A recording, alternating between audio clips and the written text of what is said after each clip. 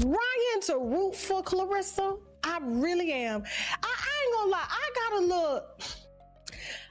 little bothered when her cousin did an interview. Now, yeah, I allowed the interview because I'm messy. I'm a messy bitch like that. You feel me? I can't help who I am. But I did feel just a little bit sorry for Claressa when her cousin Shalita came on my platform and literally, I said, what are people saying that you dragging her down? What if the thing you went to war for was never loyalty to begin with? According to Tasha K, listen to this. This was never about messy rumors. This was about hard receipts that took weeks to quietly confirm off-camera, off-timelines, far away from the noise. She says the truth didn't hit all at once. It showed up in pieces, mismatched dates, patterns that didn't add up, and the same voice notes landing in multiple inboxes, same excuses, different women, just rerouted to fresh accounts. And while Claressa Shields was out here looking unshaken, posting strength, posting love, posting belief, hold up, behind the scenes, the foundation was already splitting. Tasha K says people tried to warn her more than once, but Claressa was deep in love mode, full trust mode, riding hard for a loyalty that wasn't even real. Because from what was uncovered, Papoose wasn't just hiding one secret situation. Girl, he was running a whole system. 5 women, 5 assignments, one for emotional comfort, one trained to stay quiet, one from the past that never fully closed, one recent addition, and one saved for later. This wasn't reckless behavior, it was organized, and Claressa, whether she realized it or not, was standing inside something that was never built to keep her safe.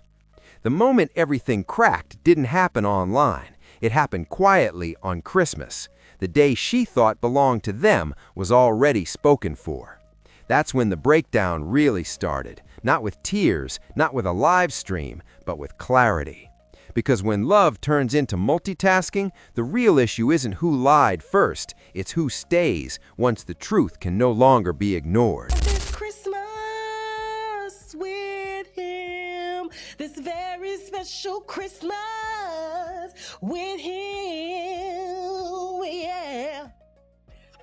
Apparently, Claressa spent Christmas alone in the Louis Vuitton store, racking up about $30,000 in bills this Christmas. Okay, Papoose was with his family. Tasha K didn't roll this out with chaos or theatrics. She came in with confidence and certainty. This isn't rumors, she said. These are receipts.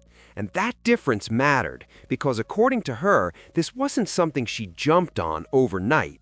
This was something she sat with. Hold up, something she verified quietly. Cross-checked off camera, without timelines buzzing or people talking. Names got confirmed. Timelines were laid side by side. Patterns were tested. And once everything clicked, what came into focus wasn't just a messy relationship, it was something way more intentional. She claimed several people tried to warn Claressa Shields long before the public ever sensed trouble. Not loudly, not online, not messy, just private conversations, soft warnings, subtle nudges, questions that didn't quite sit right. But according to Tasha, Claressa was in full love mode. And love mode has a way of turning red flags into background noise. She trusted the loyalty being shown to her. She trusted the reassurance. She trusted the version of the story that made her feel chosen. What she didn't understand yet was that the loyalty wasn't being broken in one place. It was being spread out. Here's where the first bomb dropped. 5, not 1. Tasha K's first major claim flipped the entire narrative. This wasn't about one other woman. It wasn't about a single slip-up. It wasn't even about one hidden relationship. According to what she uncovered, Papoose was involved with 5 different women at the same time, each placed in a separate lane of his life. One served as emotional support, someone he leaned on, vented to, stayed connected with consistently. Another was kept quiet, intentionally low-key, completely off social media. There was also a past situation that never truly closed, history lingering, comfort still within reach. Then there was a more recent hookup, impulsive, short-term, but still active. And finally, one more woman labeled as a future option, close enough to stay available, distant enough to stay undefined. Tasha K didn't describe this as chaos, she described it as design. She said he wasn't in a relationship. Listen to this. She said he was running a system, and in that system, every woman had a specific role. Receipts without flashing receipts. What made this harder to brush off wasn't dramatic screenshots or leaked photos. It was how the details overlapped. Tasha talked about timelines colliding instead of flowing cleanly. Travel dates that didn't make sense when lined up side by side. Voice notes carrying the same tone, the same wording sent to different women. The excuses sounded familiar, almost rehearsed. Work obligations, family matters, scheduling conflicts. Only the recipients kept changing, again and again. I felt sorry for Claressa when she was in there blowing a bag, $30,000, and then she had to take the bag to Papoose and acted as if Papoose gave her the bag. To give me nothing from Louis for real. I don't know why you did that, but you didn't have to. It's Christmas. You didn't have to give me that. The same patterns kept repeating, and the more those patterns showed up, the clearer one thing became. The loyalty Claressa was defending publicly looked very different behind closed doors. On the outside, Claressa Shields looked composed. She posted confidently. She showed strength. She appeared unbothered. But according to Tasha K, privately, it wasn't that simple. She claimed Claressa had already seen some messages, not all of them, but enough to raise questions. And instead of confronting it head-on, Claressa reportedly searched for context, explanations, alternate meanings, anything that made it easier to accept. She tried to convince herself that what she was seeing didn't apply to her, that she was different, that her position in his life was secure. And that led to the question nobody wanted to say out loud. Was Claressa the main woman or just the most visible one? That moment mattered because to Tasha K, this was never about money. It was about behavior.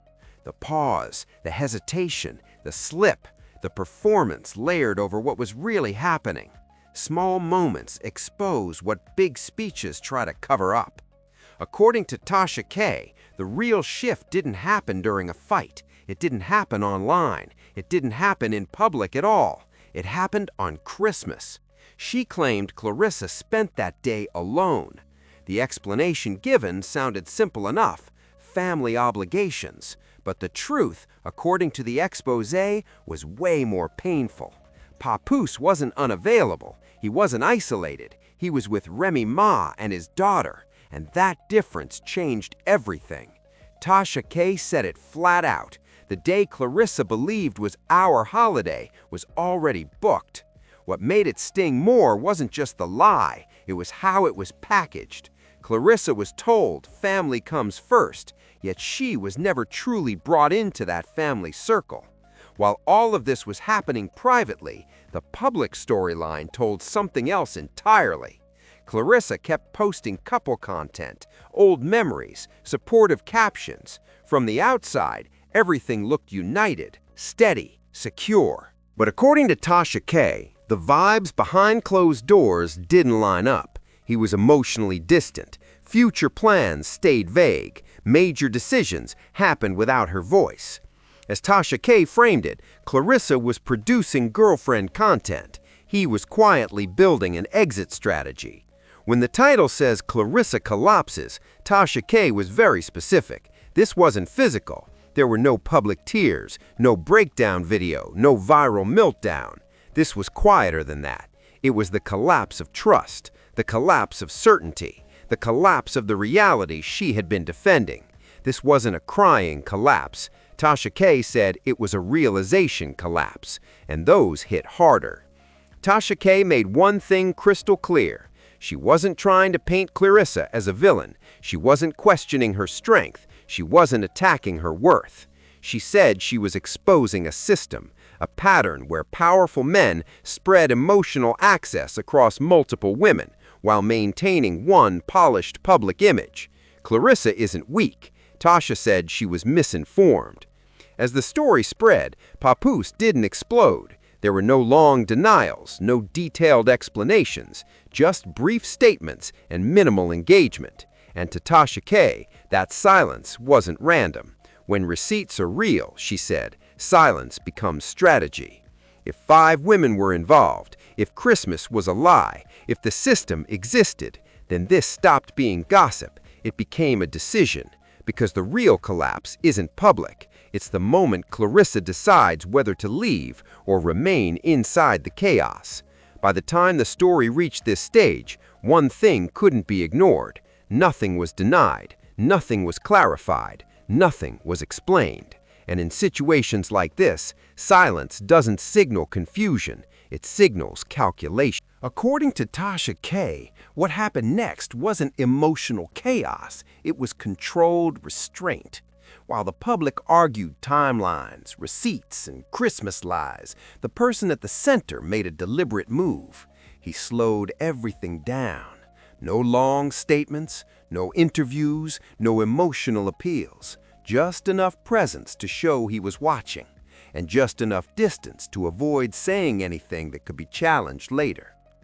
Tasha K. didn't see this as fear.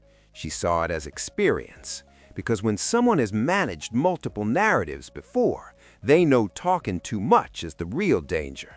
That's when the system shows itself. At this point, it wasn't about whether multiple women existed. It was about how long the system had been operating. According to Tasha K., every woman occupied a different emotional lane.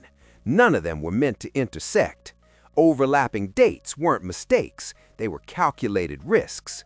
Travel timing wasn't random, it was intentionally staggered. The structure only worked as long as each woman believed her role was unique. Claressa's role, according to the narrative, wasn't secrecy, it was visibility. She was the most visible presence, the most publicly defended, the one whose confidence made everything appear solid from the outside. And that mattered, because as long as she looked strong, the system stayed protected. When love turns into defense, Tasha K. hinted at something darker underneath. She claimed Claressa didn't just trust blindly, she defended that trust. When questions came up, she explained them away. When inconsistencies surfaced, she reframed them. When timelines clashed, she told herself there had to be an explanation she just hadn't seen yet. This wasn't weakness, this was emotional investment colliding with cognitive dissonance, because accepting the truth meant accepting something far more painful, that loyalty was never exclusive. And once that realization starts, everything else unravels. The moment that shifted the balance of power. Midway through the story, Tasha K. circled back to a moment that seemed small, a comment, a pause, a slip. But small moments don't need permission to expose truth. They just need to be real. Store on Christmas because she couldn't attend the family gatherings, even though she says she's family. And she says that Papoose is divorcing Remy, even though the last time I saw, I don't know if things are being done, is that Remy withdrew from that divorce. This wasn't gossip. This was pressure. Because if the divorce wasn't moving, then nothing was truly being resolved. No clean exits, no fresh starts, just people stuck in emotional limbo. Why did the divorce matter? According to Tasha K., the narrative wasn't about legal papers, it was about leverage. As long as things stayed unresolved, the power stayed exactly where it was. No closure meant no accountability. No signed documents meant no public clarity. And for someone running multiple emotional lanes, an unresolved status was an advantage. It kept everyone guessing. It kept options open. It kept stories flexible. It kept reactions delayed. And in that uncertainty, Claressa was left carrying the emotional weight of a situation she didn't fully control. Public confidence, private pressure. Outwardly, Claressa still appeared composed. No breakdown posts, no accusations, no emotional rants. But Tasha K. said the internal pressure was building. She described a woman caught between what she felt and what she had already defended publicly. Because once you loudly defend a narrative, walking it back becomes humiliating. And humiliation, more than heartbreak, is what keeps people silent longer than they should be. The cost of being the strong one. Tasha K pointed out a pattern she said shows up in cases like this. The strongest woman in the room often absorbs the most damage quietly. No one rushes to protect her. No one questions whether she's confused. No one checks on her certainty. They assume she's fine, but strength doesn't stop realization from hurting. It just delays when it's allowed to show. Silence as a weapon. As the allegations spread, the lack of response spoke louder than any denial could. No detailed rebuttal, no timeline corrections, no evidence offered to counter the claims. According to Tasha K, this wasn't accidental. When receipts are real, silence becomes strategy. Every word can be dissected, every sentence replayed. Silence leaves nothing to analyze. The story shifts inward, not to the women, not to the rumors, but to the choice. Claressa Shields, according to the narrative, stood at a psychological crossroads. One path meant walking away publicly, decisively, permanently. The other meant staying quietly, cautiously, inside a system she now understood. Neither was easy. Both had consequences. Neither could be postponed forever. Because once the system is exposed, it can't be unseen. This story isn't about exposure anymore. It's about timing, about when silence ends, about when decisions are made, about when strength stops being performative and becomes self-protective. And the most dangerous moment hasn't happened yet. The real collapse isn't loud. It's the second she decides whether to protect the image or protect herself. By now, the story isn't moving forward. It's tightening. Because once a system is exposed, it doesn't fall immediately. It resists, it compresses, it applies pressure where silence has worked before. According to Tasha K, this is the phase where everything slows on the surface and accelerates underneath. No new statements, no dramatic confrontations. No public acknowledgement, just waiting. And waiting in situations like this is never neutral. The moment after realization comes a quiet one, where the mind stops searching for excuses. This is when you stop asking, "Is this true?" and start asking, "How long has this been true?" According to Tasha K, this is where Claressa found herself. No longer confused, no longer searching for context, no longer decoding messages. Just sitting with the weight of what had already been uncovered. Because once patterns repeat too cleanly, denial stops protecting and starts exhausting. The cost of seeing clearly. Seeing clearly doesn't feel empowering at first. It feels humiliating. Because clarity forces you to replay every moment you defended someone who didn't deserve it. Every time you ignored a warning. Every time you became the shield for a narrative quietly harming you. Tasha K suggested Claressa's collapse wasn't dramatic because it didn't need to be. It was internal, a recalculation, a sudden awareness that her strength had been weaponized, not by force, but by assumption. She was strong, so she'd endure. She was confident, so she wouldn't question. She was public, so she'd protect the image, until the image stopped protecting her. The system's final move, wait it out. By part 3, silence had a new meaning. It wasn't just avoidance, it was patience. Because Tasha K said systems like this don't rush endings, they wait for fatigue. They rely on the assumption that attention will drift, that outrage will soften, that the person carrying the emotional burden will eventually pick the path of least resistance. Silence isn't absence, it's pressure without fingerprints. And the longer nothing is said, the more the burden shifts. Not to the person who caused the damage, but to the one expected to respond gracefully. Why public strength becomes a trap. There's a cruel paradox in being visibly strong. People stop checking on you. They stop asking if you're okay. They stop considering that you might be unsure. They assume you've processed everything. And when you don't react immediately, they see it as confirmation. Confirmation that nothing serious happened. Confirmation that the allegations were exaggerated. Confirmation that silence equals consent. Tasha K warned against this assumption. She said silence doesn't always mean acceptance. Sometimes it means calculation. Sometimes it means survival. The internal question no one can answer for you. At this stage, the story stopped being about 5 women. It stopped being about Christmas. It stopped being about timelines. It narrowed down to one brutal question. If I walk away now, who do I become? Walking away doesn't just end a relationship. It rewrites your public identity. It forces you to admit that something you defended wasn't what you believed it was. Staying, on the other hand, asks for a different kind of sacrifice. It demands compartmentalization. It demands silence. It demands living with knowledge you can't unlearn. Neither choice offers peace. They just come with different losses. Tasha K's final stance. Tasha K made it clear she wasn't steering Claressa toward a specific decision. She wasn't calling for confrontation. She wasn't demanding statements. She wasn't turning this into a spectacle. She framed it as a reckoning. This isn't about exposing a woman, she said. It's about exposing a pattern where power survives through ambiguity, where accountability is delayed by silence, where women are expected to absorb emotional fallout quietly, especially when they're capable, accomplished, and visibly strong.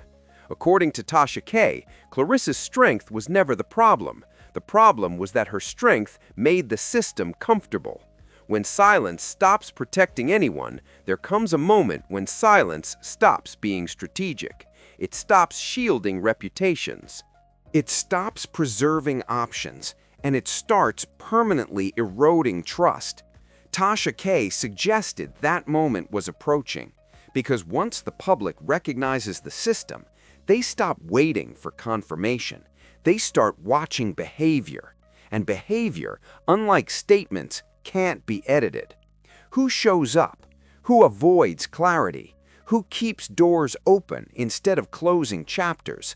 Those details tell the story on their own. The real collapse. By the end of Part 3, the word collapse finally makes sense. It was never about tears, never about headlines, never about public embarrassment. It was about the collapse of illusion. The illusion that loyalty was mutual. The illusion that visibility meant priority. The illusion that silence meant safety. Tasha K framed this as the most dangerous kind of collapse because it forces movement. Once you see the structure, you can't stand inside it comfortably anymore. Where this story actually ends. This story doesn't end with exposure. It ends with a decision Claressa Shields will make privately, long before the public ever sees it. Whether she chooses distance or confrontation, whether she chooses silence or clarity, whether she chooses to protect the image or protect herself. That's the part no one can script, because the real collapse isn't what the internet reacts to. It's the moment she decides whether to walk away or stay, fully aware of what she's standing in. This is where the story stops being entertainment and becomes a choice with consequences. Because once the noise fades, once the clips stop looping, once the comments slow down, one truth remains. Nothing that's been exposed can be unseen. According to everything laid out, this was never about one lie. It was about a structure built on silence, overlap, and emotional convenience. And when a structure like that cracks, it doesn't fall loudly. It waits. Claressa Shields now stands in a moment most people don't recognize until it's already there. Not a public breakdown. Not a viral rant, but a private reckoning. The kind that forces you to replay every defense, every excuse you made for someone else, every time you chose trust over instinct. That's the real damage, not heartbreak, realization. And realization doesn't scream, it suffocates. If 5 women were real, if Christmas was never hers, if loyalty was just multitasking with better timing, then the question isn't what happened. The question is what happens next. Because silence on one side isn't peace, it's positioning. And silence on the other side isn't weakness, It's a calculation between dignity and exposure.